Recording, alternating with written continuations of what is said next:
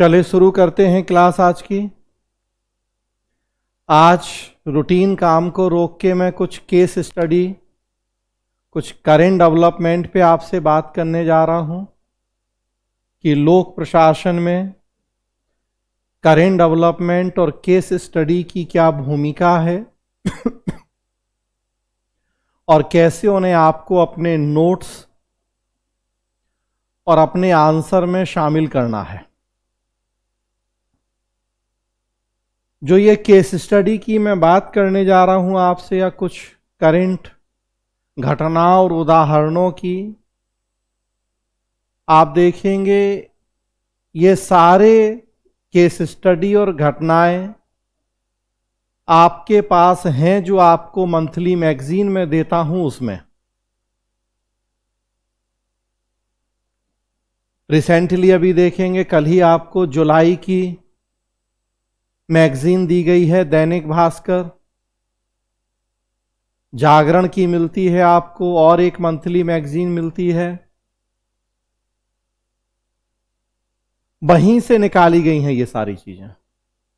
और वो मैगजीन देने का पर्पस भी यही है। लेकिन कई बार मुझे ऐसा लगता है कि मैं मंथली मैगजीन देता हूं, पता नहीं आप लोगों से पढ़ते भी हैं या नहीं पढ़ते, एक बार खोल के भी देखते हैं या नहीं देखते हैं। लगभग 3 साल हो गया ये मैगजीन्स देते हुए। जनवरी 2020 से हमने शुरू किया था ये काम। कई बार ऐसा लगता है कि हम तो इतनी मेहनत करके दे रहे हैं आपको वो, लेकिन आप उन्हें यूज कर भी रहे, नहीं कर रहे, अपने नोट्स अपने आंसर में शामिल कर रहे या नहीं कर रहे। तो फिर मुझे लगा कि अब बीच बीच में कभी 5-7 दिन 10 दिन में कुछ टॉपिक उन्हीं मैगजीन से निकाल के मैं आपसे चर्चा भी करता रहूं, ताकि आप महत्व समझें उन मैगजीन्स का, उन करंट इश्यूज का। और अगर अभी तक आप उनको यूज नहीं कर रहे तो अब आगे से उनको यूज करना शुरू करें। चाहे यूपीएससी हो, चाहे यूपी बिहार हो, हरियाणा हो, लोक प्रशासन में केस स्टडी और करंट अफेयर्स की भूमिका बहुत महत्वपूर्ण है। पहले दिन से मैंने आपसे ये कहा है। और सबसे बड़ी बात कि वो करंट अफेयर्स शामिल करना बहुत कठिन नहीं है, बल्कि बहुत आसान है। और आपको तो कोई एक्स्ट्रा एफर्ट करने के लिए भी नहीं कह रहा हूं, वो सब मैं दे रहा हूं आपको। वो जो केस स्टडीज हैं, करंट अफेयर्स हैं, बस पढ़ के अपने नोट्स अपने आंसर में जोड़ना है और उन्हें शामिल करना है। कैसे? तो देखिए, आज की क्लास इसी पे है। कुछ मुद्दों पे हम चर्चा करेंगे, 5-7 अलग अलग टॉपिक्स पे चर्चा करेंगे, कुछ ऐसी केस स्टडी और करेंट डेवलपमेंट, ताकि और आपको ये व्यू मिले, ये आइडिया हो कि कैसे आपको इन्हें नोट्स में, आंसर में कहाँ कैसे शामिल करना है। तो देखिए, ये स्क्रीन पे दैनिक भास्कर अखबार खुला हुआ है। ये दैनिक भास्कर अखबार किस डेट का है? ये डेट इसमें यहां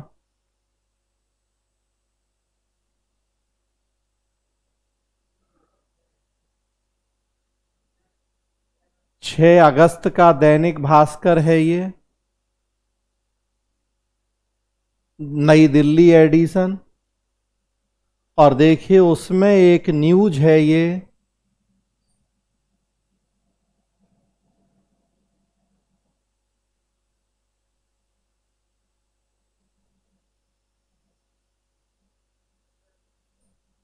न्यूज है कि सरपंच ने स्टाम्प पर नियुक्त कर दिया प्रतिनिधि, कहा मैं पढ़ा लिखा नहीं। सरपंच ने स्टाम्प पर नियुक्त कर दिया प्रतिनिधि, कहा मैं पढ़ा लिखा नहीं। पंचायती राज एक टॉपिक पढ़ते हैं हम लोक प्रशासन में, और केवल लोक प्रशासन नहीं बल्कि जीएस में भी, निबंध में भी, हर जगह सिविल सेवा की जो तैयारी कर रहा है उसे किसी ना किसी रूप में हर जगह ये टॉपिक पढ़ना है। पंचायती राज व्यवस्था संविधान का 73वां संशोधन। मध्य प्रदेश में अभी रिसेंटली चुनाव हुए पंचायतों के, वहां से जुड़ी एक न्यूज है। ग्राम पंचायत हंडिया के सरपंच 53 वर्षीय लखनलाल भिलाला ने जीत के बाद 50 रुपए के स्टाम्प पर अपना प्रतिनिधि नियुक्त किया है। हंडिया के सरपंच 53 वर्षीय लखनलाल भिलाला ने जीत के बाद 50 रुपए के स्टाम्प पर अपना प्रतिनिधि नियुक्त किया। भिलाला ने बताया कि मैं पढ़ा लिखा नहीं हूं, केवल हस्ताक्षर कर सकता हूं, इसलिए मेरी ओर से सिद्धांत तिवारी काम करेंगे। जिला पंचायत सीईओ आर के शर्मा ने कहा कि कोई भी सरपंच प्रतिनिधि नियुक्त नहीं कर सकता। हम पंचायती राज व्यवस्था जब पढ़ते हैं, 73वां संविधान संशोधन, एमपी, बिहार, उत्तर प्रदेश, हरियाणा, राजस्थान, झारखंड, छत्तीसगढ़ या कहीं के लिए भी पंचायती राज व्यवस्था की जब समीक्षा करते हैं तो कई सारी उपलब्धियां भी पढ़ते हैं उसकी और कई सारी कमियां भी। कमियों में एक कमी यह भी है कि अभी भी हमारे देश में शिक्षा, साक्षरता और जागरूकता का स्तर बहुत बेहतर नहीं है। तो परिणाम है कि जिस लेवल पर हमने भागीदारी की उम्मीद की थी स्थानीय स्तर पर लोगों की, पंचायती राज व्यवस्था में वो भागीदारी देखने को नहीं मिल रही है। और या प्रतिनिधि कोई और चुना जा रहा है, पंच सरपंच, लेकिन कामकाज किसी और के द्वारा संभाला जा रहा है। और देखिए कितनी अच्छी एक 4 लाइन की केस स्टडी है ये।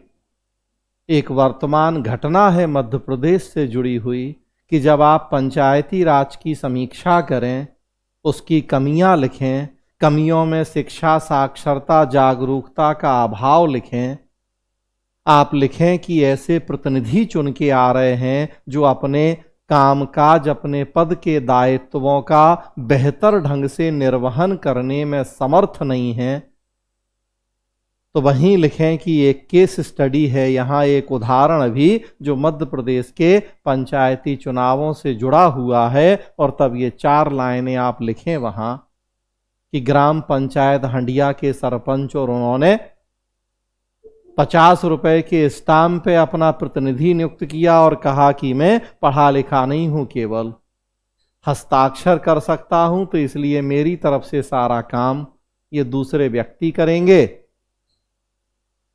और जिला पंचायत सीईओ कह रहे हैं कि इस तरह का कोई संवैधानिक या कानूनी प्रावधान ही नहीं है कि कोई ऐसा सरपंच प्रतिनिधि नियुक्त कर ले और कहे कि मैं बस एक सिंबॉलिक सरपंच हूं, नाम मात्र का प्रधान हूं और कामकाज हमारी तरफ से ये संभालेंगे। इसी को कहा जाता है केस स्टडी। मैंने बताया था पीछे कि जो घटना जैसे घटित हुई, हूबहू उस घटना को उसी रूप में वर्णित कर देना, ये केस अध्ययन कहलाता है। किसी भी विषय के अध्ययन की बहुत पद्धतियों में एक पद्धति ये है। आसान शब्दों में कहें तो उदाहरण।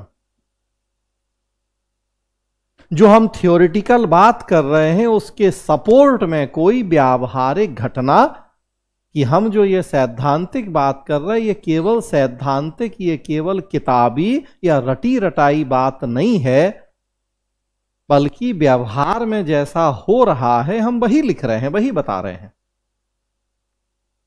तो अपनी लिखी गई बात के सपोर्ट में कोई व्यावहारिक घटना, कोई उदाहरण, उसी को कहते हैं केस स्टडी। तो देखिए आपके पास है केस स्टडी की नहीं, कोई एक्स्ट्रा एफर्ट नहीं कर रहे हैं, ना हम और ना आपसे करने के लिए कह रहे हैं। डेली जो न्यूज़पेपर आप पढ़ते हैं वहीं से निकाल के बता रहे हैं हम आप। बस वो अप्रोच, वो एक व्यू होना चाहिए। और हम तो ये भी नहीं कह रहे कि आप करें ये काम, हम करके दे रहे हैं आपको, बस आपको अब इतना तो करना ही है, करना पड़ेगा, क्योंकि एग्जाम तो आप ही देंगे कि जो ये आपको मंथली मैगजीन, हम यही सब दे रहे हैं पूरा आपको मंथली मैगजीन कलेक्शन करके। मतलब सोच के देखिए कि हम पूरे 14-16 पेज के अखबार को कैसे एक एक इतनी छोटी छोटी न्यूज को भी ध्यान से पढ़ते हैं और सोचते हैं कि ये आपके लिए कैसे फायदेमंद हो सकती है, और तब फिर उसे हम आपको देते हैं, उस पूरा कंपाइल करके महीने भर तक का। 2 अखबार कर रहे हैं अगर हम, तो मतलब 30 पेज केवल आपके लिए रोज इसलिए पढ़ रहे हैं कि आपको इस तरह से छोटी छोटी भी काम की चीजें मिल जाएं। तो देखिए आप एक एक पूरे न्यूज़पेपर के एक पेज की कितनी छोटी सी न्यूज है साइड में, वो पूरा पेज ये है, इतना पूरा एक पेज है, और उसमें देखिए कितनी छोटी सी न्यूज वो एक। तो हर उतनी छोटी छोटी सी न्यूज भी देख के कि कहां से कैसे हम अपने समझ को, अपने आंसर को और बेहतर बना सकते हैं। आपके आंसर में अगर इस तरह की चीजें शामिल हो जाएंगी, कोई आपको 60% से कम नंबर पर रोक ही नहीं सकता। बिहार में 300 में से 200 इसीलिए मिल रहे हैं, यूपी में 260 प्लस 400 में से इसीलिए, और उसी तरह यूपीएससी में भी। और ये काम तो कर ही सकते हैं, कोई बिना किसी एक्स्ट्रा एफर्ट के हो रहा है काम। तो पंचायती राज से जुड़ी, उसकी कमियों से जुड़ी देखिए एक केस स्टडी, एक उदाहरण हो जाएगा आपके लिए। आगे बढ़ते हैं।